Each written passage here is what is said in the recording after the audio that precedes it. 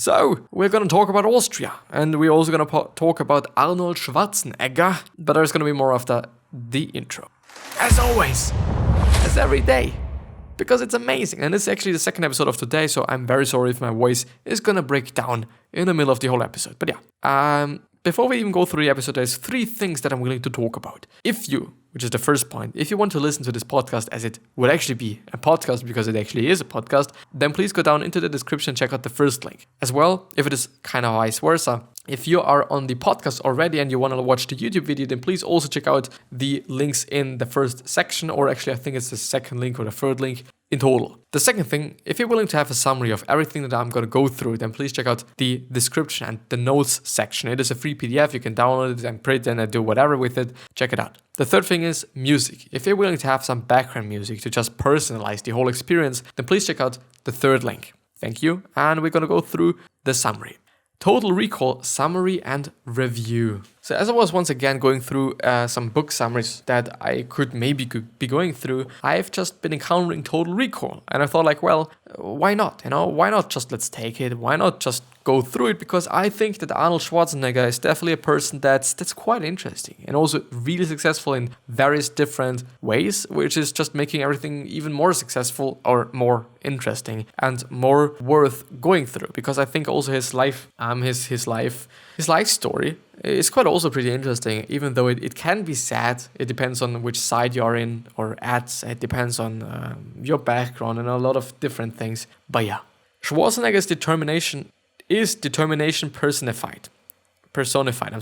His startling journey from humble beginnings in provincial post-war Austria to becoming Mr. Universe, a famous Hollywood movie star, and the governor of California is an object lesson in the rewards that await those who stay hungry, never stop learning, and most importantly of all, remain tenacious in pursuing their dreams.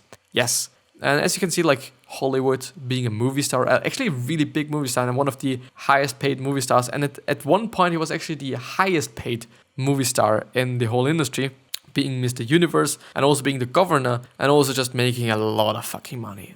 And this all from a little, small and post-war country like Austria. Especially like this is what I've been referring to. It depends on which background you're having, because of course if you're just coming from Germany, for example, but also from Austria and other regions there, Hungary, whatever, you might be having certain associations with the country you have been you had to leave. Actually, because we are at this point in time in art history, we are watching a movie which is called, I think the translation would be The Lady in Gold, I think. And it is about Adele somewhat, and it is about well, it's actually about the painting of her aunt, and the main character, or one of the main characters, is an old lady, and she emigrated to the US after, so she's Jewish, so she had to leave Vienna, and therefore she now is in the United States. I think she already died, unfortunately, but still, like, in the movie she said, like, well, I don't want to go back to Austria, like, I've promised myself to never go back to Austria, to this, well, actually beautiful country, she said, but also in the other hand, to those people that actually made her leave this beautiful country and her beautiful friends and her family as well, and letting so many people die as well. And this is why I've been saying, like, well, it still depends on your background, because you might be viewing it as something different. If you're having such a background as well, then I don't know if it is going to be the best country for you. I don't know if it is like the best place to be at for you, especially also in general, I think Europe. But yeah, so the first key idea: America was Schwarzenegger's promised land after a tough childhood. Arnold Schwarzenegger was born in Austria in 1947. The war ended in 1945, as far as I know. It was a difficult year. The country had wound up on the long losing side of World War II. The determined and strong wild man Schwarzenegger became was indelibly molded by these early experiences. They were embittered and angry at and let those around them know it, especially their children. Schwarzenegger's father, a provincial policeman called Gustav, was one of them. Gustav ruled Arnold and his brother Meinhard with a heavy band. He devised a punishing daily regime for them. Each morning, the boys got up at 6 and began working through a long list of chores, doing their homework and training for soccer and athletics competition. Breakfast was only served once they have completed their allocation of sit-ups. Soccer was played every day, come rain or shine. When they stepped out of line, Gustav would come for them with the belt, or his belt. The strict upbringing that Schwarzenegger boys were subject to wasn't unusual in post-war Austria. Arnold remembered one of his teachers slamming a classmate's head against the desk with such force that he broke his teeth, which unfortunately isn't the case at this point in time any longer. But I still also remember that children were hit with sticks in school if they didn't behave, and like it's I don't know if it is actually coming from such a place, that is coming from being angry or that it is coming from post-war traumas and whatnot. It could be the case. It really could be. But I think it is just really fucked up shit. And also just, I don't know if it is the exact same thing in your place, but in Austria it has also been practiced that if you're left-handed, that you are just, that you still have to write with your right hand. It's not the case any longer, unfortunately, because it is destroying your fucking hand lettering and handwriting. Because, I don't know, if you're just left-handed or right-handed and you're just writing with the opposite hand, like, yeah, it is fucked up. It really is. It's not only because of training and whatnot. You could basically train to use your other hand, but it's gonna look bad anyway. So this is also fucked up. Schwarzenegger was determined to escape his father's dictatorial rule, and at age 12 he hatched a plan to leave Austria for a life in America. He took whatever manual job he could find and started saving money to realize his dream of independence. Why America? The country was a beacon of freedom and a symbol of power. It was the US that kept the Soviet Union out of Austria as well, which is, I don't know if it is such a big argument or if it is such a big point for Schwarzenegger, or if it was such a big point for him. I don't actually think so, by the way, because they did it, and it's probably been a really important thing that they actually did it, but still it is like, well, yeah, it is what it is. Soon after arriving in Munich, the 19-year-old Schwarzenegger landed a job in a gym owned by Rolf Putziger, a cantankerous man with whom he would have a difficult relationship. Despite having a job, Schwarzenegger was short on cash. He lived in a gym, converting a storeroom into a makeshift bedroom. It was there that he prepared himself for the 1966 Mr. Universe competition in London. This time he set his own punishment regime, hitting the gym for 2 hours before and after work every day, with an extra hour after dinner. But all that work was almost for nothing. Schwarzenegger realized that the organizers of the competition hadn't received his application. Putzinger, which is the chef of him, or the boss of him, admitted he destroyed it before it could be sent, as he worries about the future of his business, because he thought Schwarzenegger is a really magnet for just people, and people are gonna come or are coming because of him. And if he's not there any longer, my business is going to be fucking broken, and it's going to break down, it's going to be destroyed. And so he just decided to catch the fucking ladder or whatever it might have been and destroyed it. Yeah, don't do that. Please don't do that.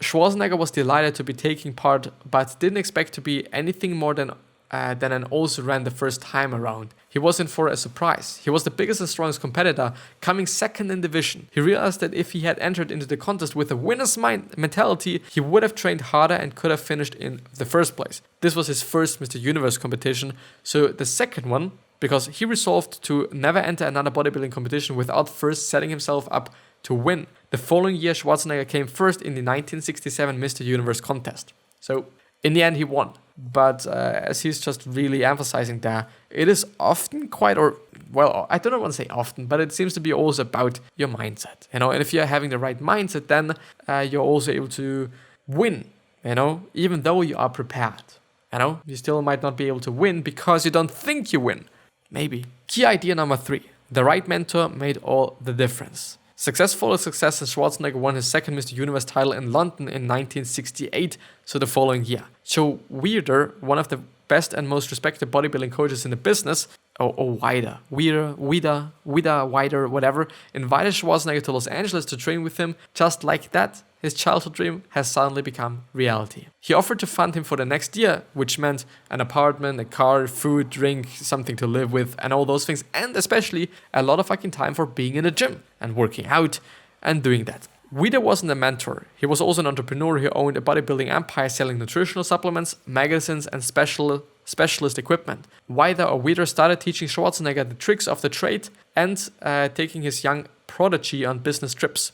Schwarzenegger began to think his future might lie in business and toyed with the idea of going into marketing to sell nutritional supplements. But Weirder had a different plans, and in 1969 set Schwarzenegger on the path to Hollywood. So it is a really important point there. Weeder or Wider, whatever he's pronounced, I'm very sorry about that. He was the one that set Schwarzenegger up to the path to Hollywood.